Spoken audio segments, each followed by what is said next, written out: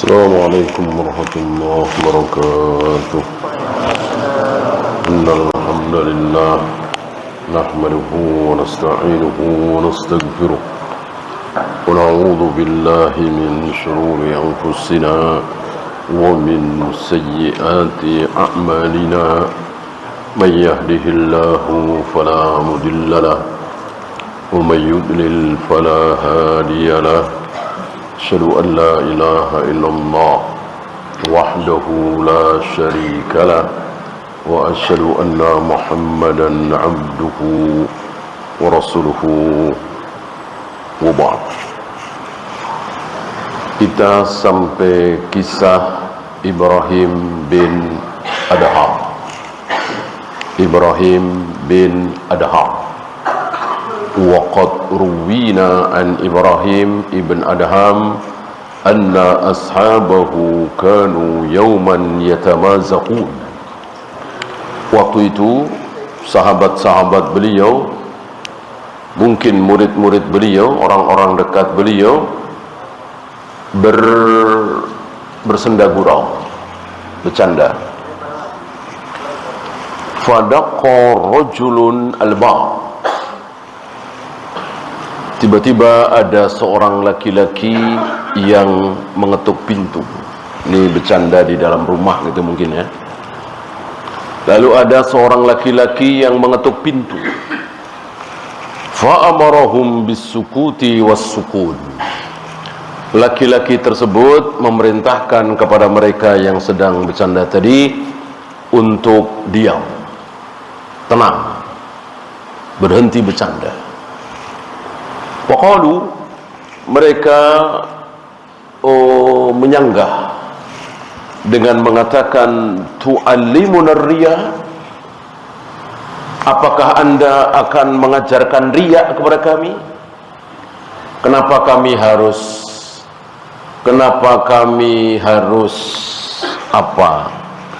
bertingkah laku tenang? Kami khawatir riya. Jadi hari itu luar biasa ya. Hari itu mungkin sekitar 800 tahun yang lalu, 900 tahun yang lalu, sebelum kitab ini ditulis.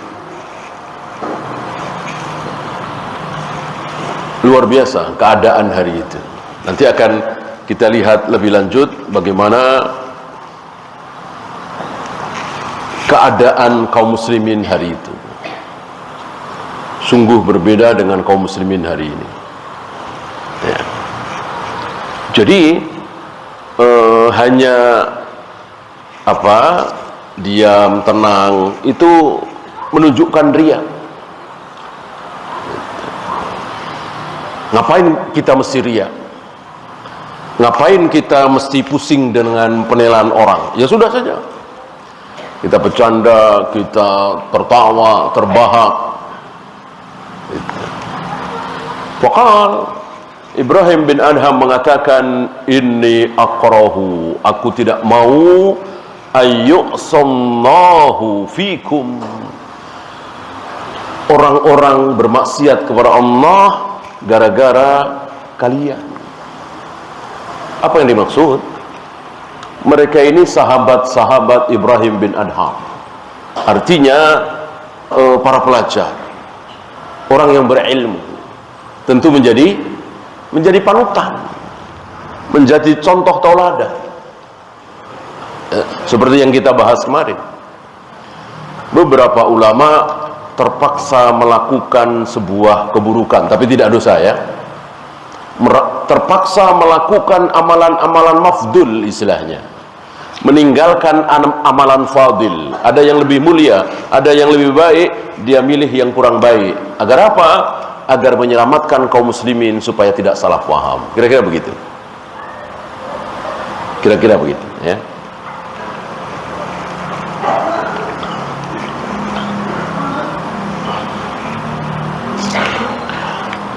Dan ini beberapa kali dilakukan oleh Nabi, dilakukan oleh para sahabat, dilakukan oleh para tokoh.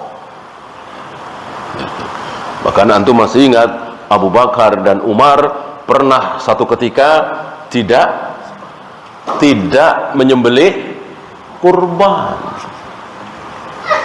waktu jadi khalifah. Padahal beliau berdua tentu tahu keutamaan menyembelih kurban. Tidak ada yang lebih utama dari mengalirkan darah kambing, sapi, unta di tanggal 10 itu. Walaupun kita bersedekah miliaran, tapi kita lupa tidak membeli kambing atau sapi atau unta, maka kalah dengan saudara kita yang cuma menyembelih seekor kambing. Karena memang itu waktunya. Gitu ya.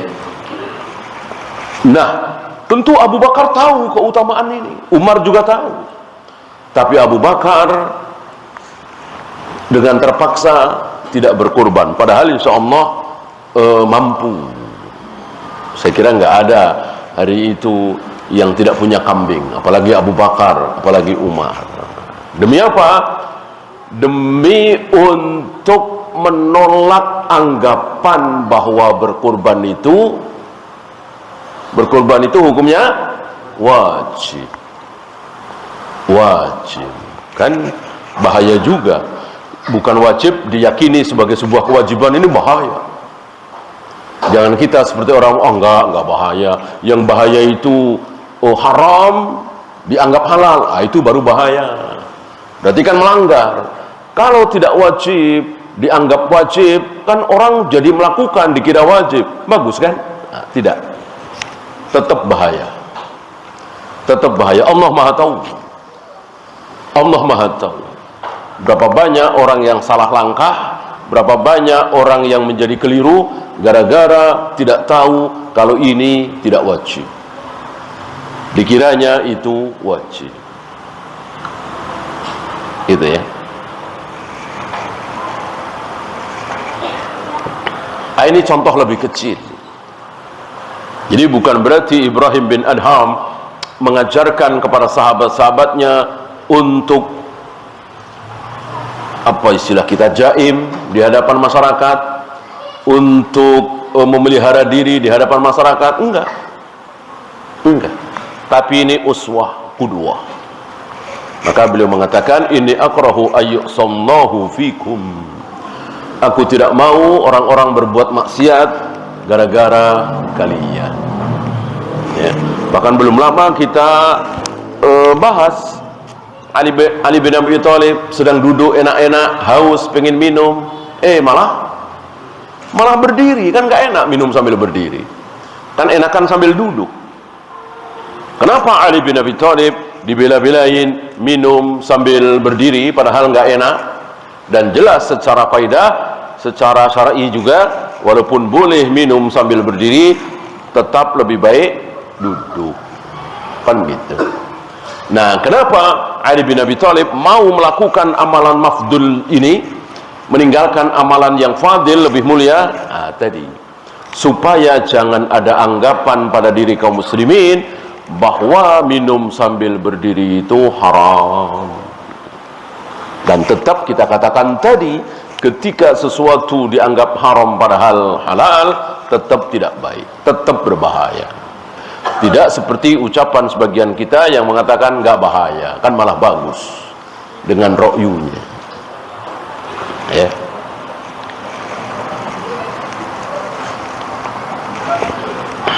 Lihat aja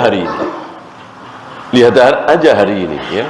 Berapa banyak saudara-saudara kita yang terjerumus ke dalam keburukan, yang terjerumus dalam tabdzir dan seterusnya, karena beranggapan bahwa hal itu wajib, padahal tidak wajib. Ya. Wa inna ma khafa qaulal jahalah. Beliau mengkhawatirkan ucapan orang-orang jahil, orang-orang awam. Unduru ila haula az-zuhad. Lihat orang-orang zuhud itu. Lihat orang-orang baik, orang-orang soleh, orang-orang zuhud itu. Kaifa yaf'alun, apa yang mereka lakukan? Diikuti, dilihat kemudian diikuti. Wa dzalika anna al-awwam la yahtamiluna mithla hadzal lil muta'abbidin. Karena memang orang-orang awam itu seperti itu, keadaan orang-orang awam seperti itu. Maka Nabi tahu dan beliau membedakan kapan berhadapan dengan orang-orang awam, kemampuannya cuman segitu, keadaan akalnya cuman segitu dibanding dengan yang lain. Ya. Anak-anak muda remaja jumlahnya kira-kira 10 orang, baru beberapa hari di Madinah, dia dari jauh sana. Baru beberapa hari di Madinah setelah masuk Islam, Nabi bilang, kalian pulang saja. Kalian pulang saja. Ya. Nabi mengatakan seperti itu karena apa? Karena Nabi tahu, melihat dari roman mukanya, keadaannya, sering merenung, menyendiri dan seterusnya. Mungkin sebagiannya ada yang nangis, rindu dengan kampung halaman, rindu dengan orang tua, ibunya, gitu ya. Nabi mengatakan kalian lebih baik pulang saja. Lalu dibekali ilmu oleh Nabi, nanti kalau tiba waktu sholat ada di antara kalian yang azan begini, ya. Dan mereka ini anak-anak remaja mendengarkan Nabi menyuruh mereka pulang, luar biasa, senang sekali, girang sekali, bahagia sekali, dipuji-puji Nabi oleh mereka. Mereka mengira kalau masuk Islam harus di Madinah seperti Abu Hurairah, bertahun-tahun, lapar, pingsan-pingsan. Bahwa mereka senang sekali pulang. Sementara Nabi membiarkan Abu Hurairah. Nabi membiarkan Abu Hurairah terus berada di emper masjid. Tidak ada perintah Nabi, wahai Abu Hurairah pulang saja seperti mereka, enggak. Dibedakan. Karena Nabi tahu siapa anak-anak remaja ini dan siapa Abu Hurairah. Nabi tahu persis. Dari sini salah satu kekurangan belajar dengan sistem kelas.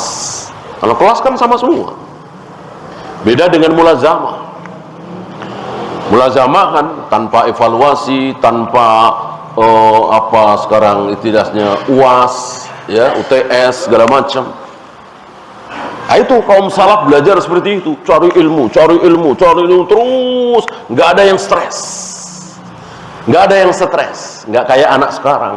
Sebentar lagi ulangan, sebentar lagi ujian, apalagi ujian nasional, stres, ujian nasional, bahkan sampai banyak yang ke kuburan menjelang ujian nasional UN. Stres. Para salaf anak-anaknya nggak ada yang stres, karena nggak ditanya, nggak ada evaluasi, nggak ada UAS, nggak ada ujian. Ya kalau toh tanya ya sekali-sekali gurunya nanya. Jadi nggak ada yang stres, belajar dengan senang, sukacita. Selesai belajar ya bercanda, namanya anak-anak. Tidak seperti hari ini, dibebani dengan ujian-ujian itu. Akhirnya yang di nomor satukan apa? Nilai, akhirnya nilai. Ya. Para penguji juga malas kan, mau ngetes satu persatu ketika mau masuk ke perguruan tinggi misalnya. Akhirnya ya udah nilainya lihat. Coba kalau mereka nggak malas diuji, mestinya seperti itu ya kan. Nggak perlu lihat ijazah, diuji aja. Bisa jawab, terampil, apalagi begini, ya udah terima. Mahasiswa nggak usah dilihat dulu SD di mana, SMP di mana, SMA di mana. Saya kira ini lebih baik. Ngapain ngelihat nilai, ngelihat ijazah, ngelihat titel? Sekarang seperti itu. Maka ya dipermainkan. Lihat hari ini, luar biasa mutunya, jauh sekali dari apa yang dilakukan oleh para salaf. Betul-betul belajar terus.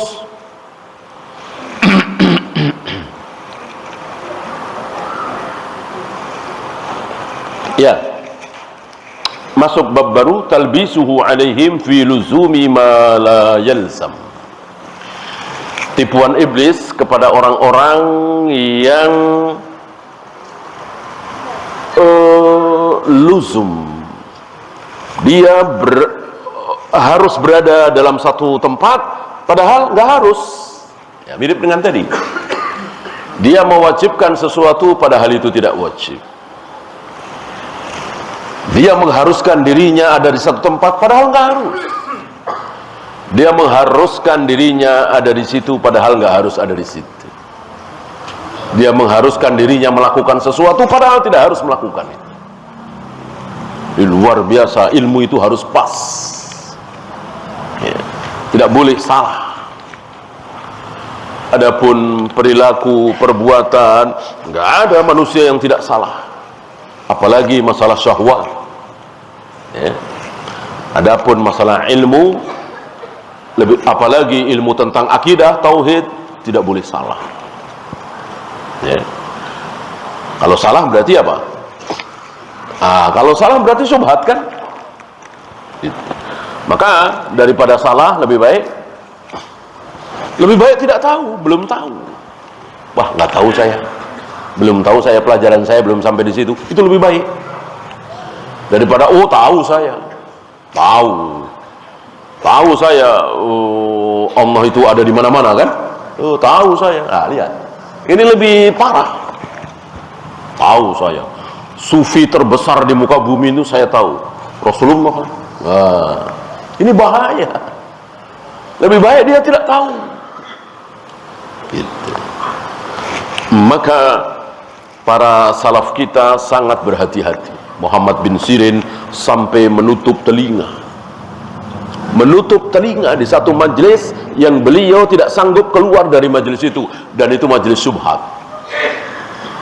Ditutup kedua telinga beliau karena beliau tidak mau ilmu yang masuk ke dalam diri beliau ternyata salah, ternyata syubhat, ternyata keliru, sudah terlanjur masuk. Seperti saudara-saudara kita sudah terlanjur kan, dari TK, dari SD sudah terlanjur dimasuki ilmu yang salah, bahwa sifat Allah itu cuman ada 20 katanya, bahwa salah satu salawat yang syar'i adalah salawat nariyah, salawat badar, salawat tibul qulub, salawat al-fatih. Sudah terlanjur terisi di situ. Dihilangkan tentu sulit sekali. Sebagaimana sulitnya para dai hari ini menyadarkan mereka bahwa itu bid'ah, itu bid'ah, itu bid'ah, nggak terima mereka. Malah mereka kan sekarang sedang apa istilahnya ya? Sedang pasang kuda-kuda ini. Gitu. Berbagai macam cara dilakukan. Ya, dakwah salaf kan sudah mulai nampak di permukaan. Mereka pasang kuda-kuda. Gimana caranya menangkalnya? Berbagai macam cara, berbagai macam ucapan. Dan entah dari mana sebagian mereka nemu saja. Ya, misalnya begini. Yang pernah saya dengar nih. Habis sholat garuk-garuk, boleh nggak? Boleh. Sepakat kita semua boleh. Habis sholat makan, boleh. Habis sholat minum, boleh. Habis sholat main handphone, boleh. Habis sholat ngobrol, boleh. Begitu habis sholat salaman sunnah Rasul malah nggak boleh, kata Wahabi. Ya, kan ya memang bid'ah kan, gitu. Coba orang awam disuguhkan kalimat seperti itu, iya itu nggak waras itu Wahabi itu, ya kan? Entah itu ya dari siapa lagi kalau bukan dari syaitan. Kan bukan hanya Allah yang memberikan wahyu dari Allah sudah putus. Ada satu lagi wahyu syaitan. Diwahyukan seperti itu. Ya.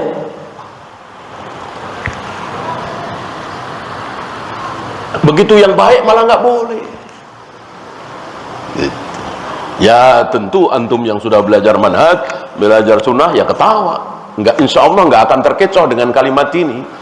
Yang terkecoh orang-orang awam yang tidak tahu bahwa hukum asal ibadah adalah haram. Salaman bagian dari ibadah, maka salaman itu pada dasarnya tidak boleh, pada dasarnya haram. Kecuali ada contoh dari Nabi SAW. Yang dicontohkan oleh Nabi dalam hal salaman cuman satu, ketika bertemu. Ketika bertemu salaman sunnah. Yang kedua, ketika berbaiat. Ketika berbaiat, membaiat Nabi, membaiat pemimpin kita, itu dengan salaman. Satu lagi, ketika akan berpisah. Adakah yang keempat? Tidak ada. Deal jual beli salaman. Akad nikah, aku nikahkan engkau dengan fulanah binti fulan, salaman. Enggak ada. Enggak ada. Tidak ada sunnahnya, tentu bid'ah. Karena cuma ada 3 itu. Nah, hal seperti ini tentu tidak difahami oleh saudara kita itu. Ya, karena hukum asal ibadah adalah haram, tidak ditanamkan oleh para kiai, para ulama itu. Ya, di negeri kita ini. Padahal secara praktek, insya Allah iya. Secara praktek mereka mengamalkan kaidah itu. Secara ucapan mungkin jarang mereka mengucapkan itu. Hukum asal ibadah adalah haram, gitu ya. Secara praktek insya Allah. Buktinya apa? Buktinya ketika mereka umroh misalnya. Kan ketika mereka umroh suka diajak Siti Tour, ya kan? Salah satu melewati Jamarah, jumrah. Ada di antara mereka yang coba-coba melempar jumrah ketika umrah itu, ya, jauh dari bulan haji, ya. Melempar jumrah kan ibadah. Udah kita lempar, nggak ada kan? Berarti secara praktek mereka mengakui bahwa hukum asal ibadah adalah haram. Cuman ya itu tadi, tidak digencarkan, tidak diteriakkan, tidak ditanamkan, kecuali manhaj salaf. Manhaj salaf menanamkan kepada kaum muslimin untuk meyakini, mempraktekkan bahwa hukum asal ibadah adalah haram. Wa min haula'i qaumun law su'ila ahaduhum ayyalbasa al-layyin min thawbihi. Di antara mereka ada sekelompok orang, apabila disuruh memakai pakaian yang lain, yang halus, yang lembut, yang bagus, ma'fa'ala, tidak mau. Tidak mau. Padahal halal apa haram? Jelas halal. Yang haram kan cuma sutra. Selain sutra, mau bagus, lembut, mahal, halal. Kenapa? Li'alla yatawakkasa jahuhu fi zuhdi. Agar kemuliaannya sebagai seorang zuhud itu tidak berkurang. Niatnya sudah begini.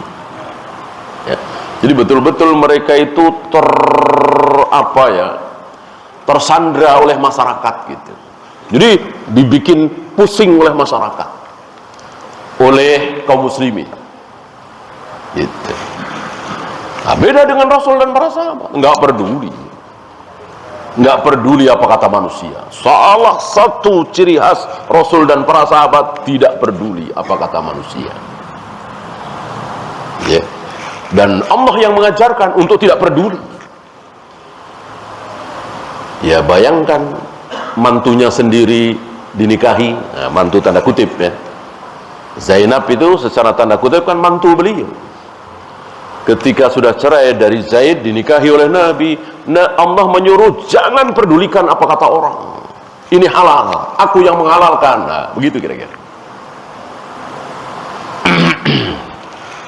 Ada lagi, selepas perang kaum muslimin menang, banyak tawanan.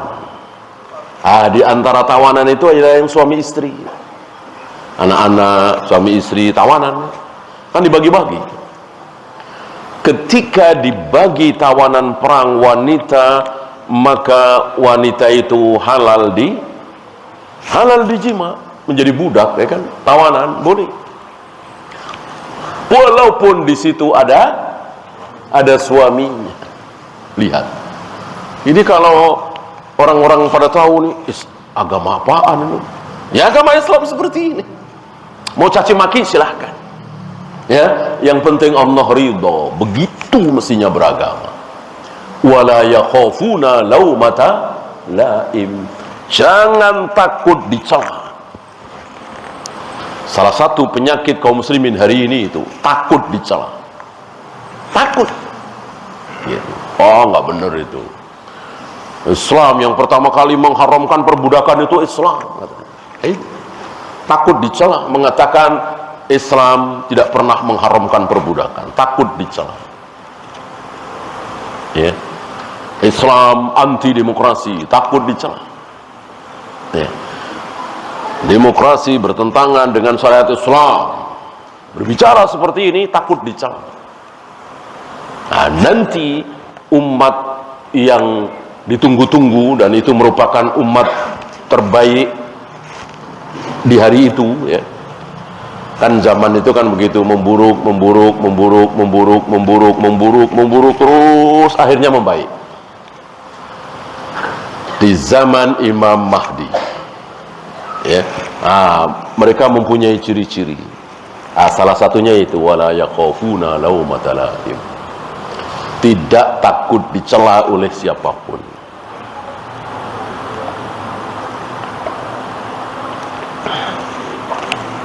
Ini dia. Sampai pakai pakaian bagus saja nggak mau. Kenapa? Sibuk dengan penilaian manusia. Walau kharaja ruhuhu la ya'kulu wan nasu yarawnahu. Bahkan walaupun nyawanya terancam, dia masih tidak mau makan, tidak mau minum, ya. Sementara dia disaksikan oleh banyak orang. Luar biasa tipuan iblis menipu mereka.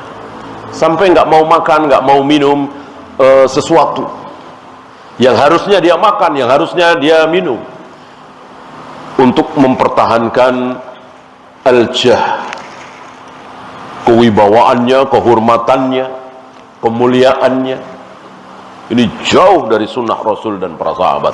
Sekali lagi, Rasul dan para sahabat sangat tidak peduli dengan penilaian manusia. Wa yahfadu nafsahu fit tabassum. Mereka menjaga diri untuk tidak pernah tersenyum. Fadlan anid dhahki, apalagi tertawa, ya. Menjaga tadi, jaim tadi, lupa bahwa Nabi memerintahkan kita untuk cemberut apa senyum. Senyum. Walau antalqa akhaka biwajhin talaq. Jangan remehkan kebaikan, walaupun kebaikan itu berupa senyum, ramah, wajah yang berseri saat bertemu temanmu, saudaramu. Perintah Nabi SAW. Lupa mereka. Dan begitulah bid'ah, begitulah firqah, dibikin lupa dengan ayat, dibikin lupa dengan hadis.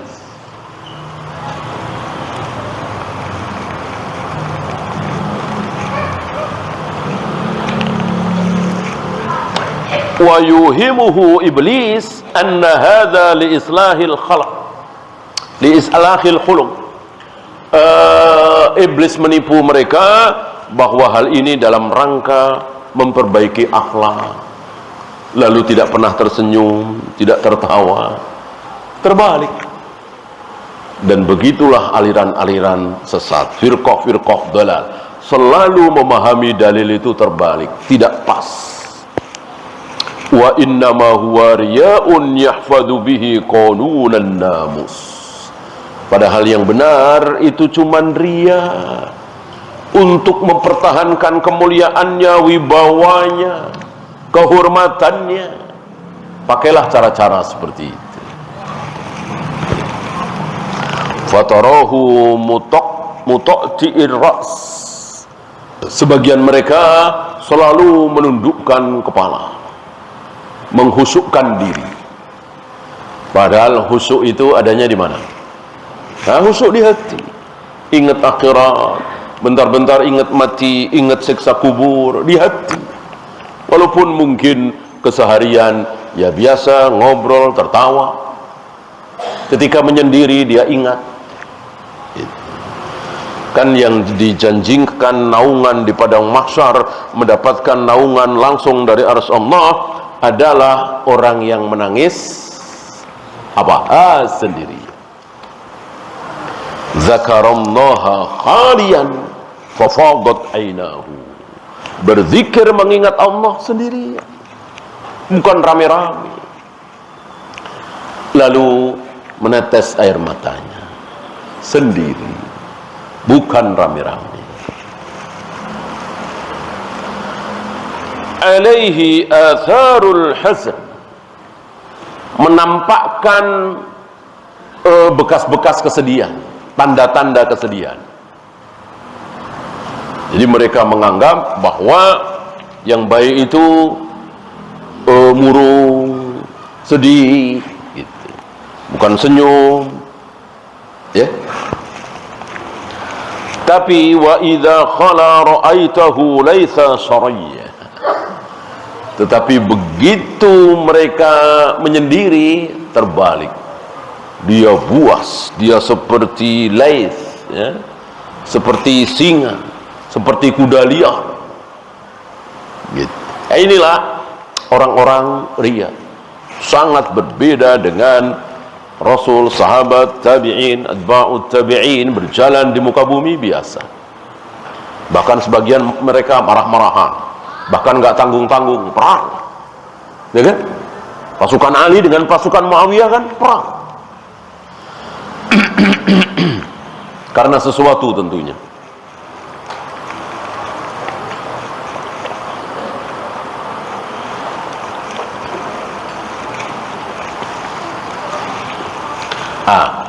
Kita sampai kisah Yusuf bin Asbaq. Yusuf bin Asbaq. Beliau menceritakan tentang keadaan diri beliau. Dan ini pelajaran bagi kita semua bagaimana bahayanya riya. Saya bacakan. Kharajtu min Sabat rajilan. Aku keluar meninggalkan Sabat, satu tempat mungkin daerah beliau, ya, dengan berjalan kaki. Hatta ataitu Misisah, sampai aku tiba di satu tempat bernama Misisah, mungkin agak jauh dengan jalan kaki. Wa jirabi ala unuki, sementara di tengkukku, di punggungku ada jirab, wadah yang berisi air yang menunjukkan dia musafir, pengembara, miskin, zuhud, ahli ibadah. Zaman itu seperti itu. Jalan, kan salah satu bid'ah tarekat-tarekat sufiyah seperti itu, jalan tanpa tujuan. Di masjid mampir sholat, nanti jalan lagi. Mereka beranggapan ini sebuah keutamaan. Jauhlah jalan, ya. Bahkan lebih parah lagi, di antara mereka ada yang beranggapan akan lebih baik kalau tidak usah bawa bekal, nggak usah bawa makanan, nggak usah bawa minuman, nggak usah bawa uang. Bagus tuh. Padahal yang menyuruh kita berbekal siapa? Allah dan Rasulnya. Tazawwadu fa inna khairaz zadi taqwa. Berbekallah kalian. Kita disuruh berbekal. Bagaimana ada sekelompok tarekat sufi menganggap kalau berjalan tanpa bekal itu bagus, berarti tawakal, betul-betul pasrah kepada Allah. Dan waktu itu kan pernah kita bahas ya, dinasihati boleh tanpa bekal, tapi apa, masih ingat? Tapi sendirian gitu, jangan sama yang lain.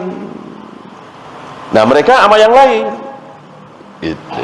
Ya kalau sama yang lain ya tentu nggak tega lah, yang lainnya pada makan, dia nggak makan, tentu ditawarin ya, emang nggak minta tapi ya nggak tega. Yang lainnya pada minum, dia nggak minum, tentu ditawarin. Ya kalau mau sendiri gitu kan. Ada seorang imam waktu itu, Imam Ahmad kalau tidak salah, bagus ya, tapi sendirian, nggak berani dia, nggak mau dia.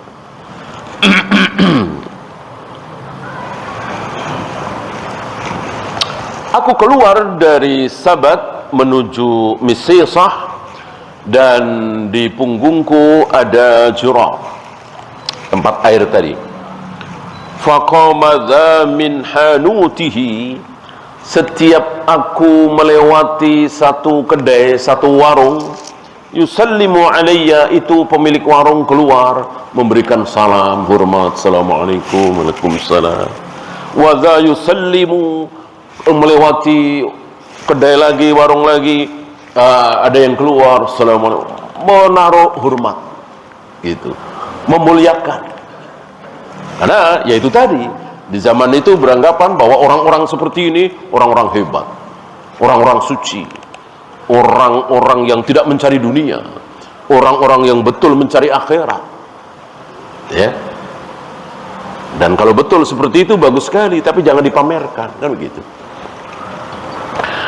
Fatarahtu jirabi, maka seketika aku letakkan jirabku ya, karena beliau ulama berilmu, tidak mencari sanjungan, tidak mencari pujian. Wadakhaltul masjidah, lalu aku masuk masjid. Usalli rakaatain, aku salat 2 rakaat ya, mungkin sambil melepas lelahnya, penatnya, istirahat di masjid. Ya tentu sebelum istirahat ya salat 2 rakaat, kan begitu ya, biasalah seperti ini. Fa'ahdaku bi, tiba-tiba orang mengerumuni aku, tiba-tiba orang mengerumuni aku ya, orang-orang awam kan begitu, menaruh hormat, memuliakan orang-orang soleh, orang-orang berilmu. Wattala'a rajulun fi wajhi, bahkan ada seseorang yang terus memperhatikan wajahku, berada di hadapanku, artinya luar biasa saking memuliakan. Faqultu fi nafsi, dalam hatiku aku mengatakan, kam baqa'u qalbi ala hadza. Manusia lemah kan, mendapat pujian seperti itu, penghormatan seperti itu, ada sesuatu di hatiku, ada sesuatu di hatiku, dan aku tidak tahu sesuatu itu akan bertahan berapa lama. Kalau kelamaan bagus apa buruk? Buruk. Jadi terngiang-ngiang, teringat-ingat bagaimana dia disanjung-sanjung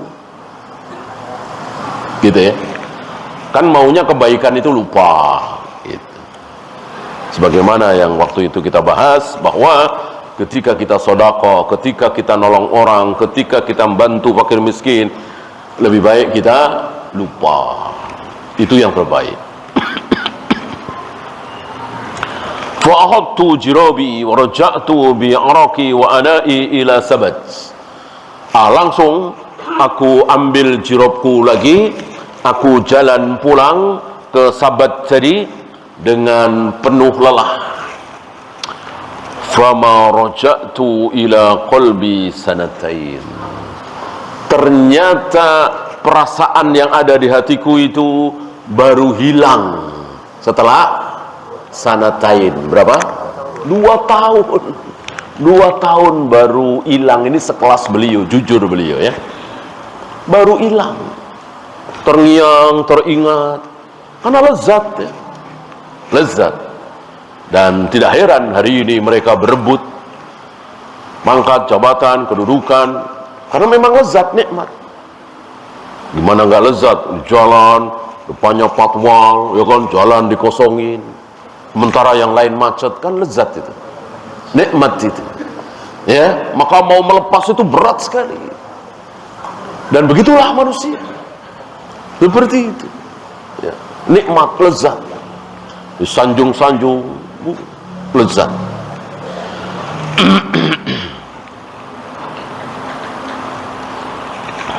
Maka ketika ada yang menyanjung-nyanjung Abu Bakar, Abu Bakar kan manusia termulia di muka bumi ini setelah para nabi, para rasul.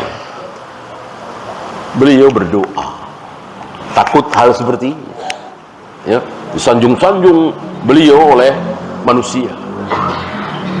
Beliau berdoa, Allahumma la tu'akhidni bima yaqulun. Ya Allah, jangan hukum aku ya Allah gara-gara ucapan mereka yang nyanjung-nyanjung aku. Ya, aku begini, aku begini, aku begini, padahal aku cuma begini, engkau tahu ya Allah.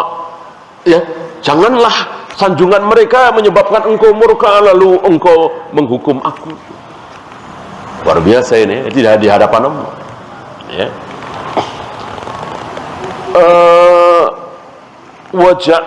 Waja'alni khairam mimma yadunnun, dan jadikanlah aku lebih baik dari apa yang mereka sangka.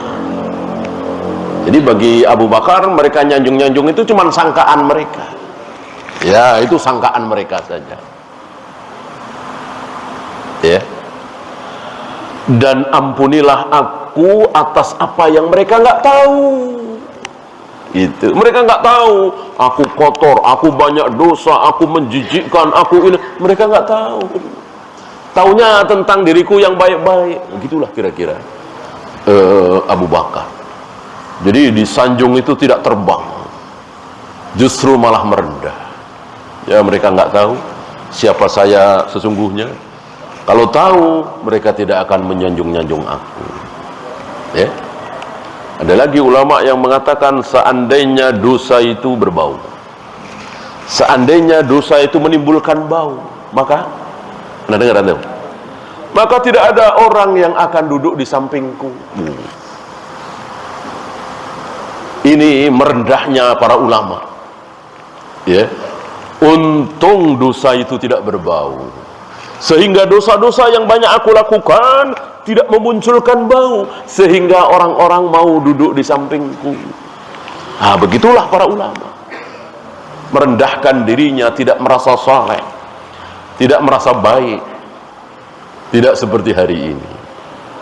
Ya, tanpa malu-malu, jujur, amanah, adil, berjuang demi rakyat. Fotonya gede. Tanpa malu-malu. Betapa jauhnya, sama-sama muslim ini. Sama-sama muslim, sama-sama bersyahadat, sama-sama sholat, tapi keadaannya jauh sekali, sangat jauh sekali. Ya.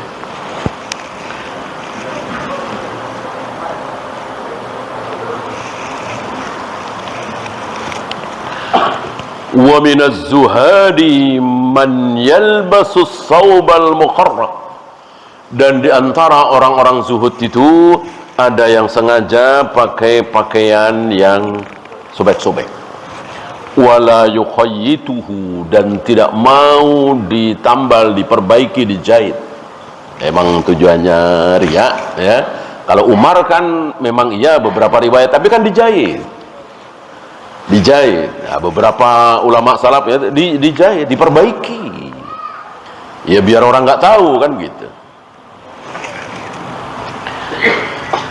Wa yatruku islaha imamatihi, tidak mau memperbaiki surbannya. Jadi kumel, kucel. Gitu. Dan ada sampai hari ini satu firqah besar dunia, banyak di negeri kita ini yang seperti itu. Dikiranya kalau kucel, kumel, lusuh itu sebuah keutamaan. Jelas ini keliru. Ya, silakan azan dulu. Wassallallahu ala Muhammadin sallallahu alaihi wasallam. Wa akhiru da'wana alhamdulillahi rabbil alamin.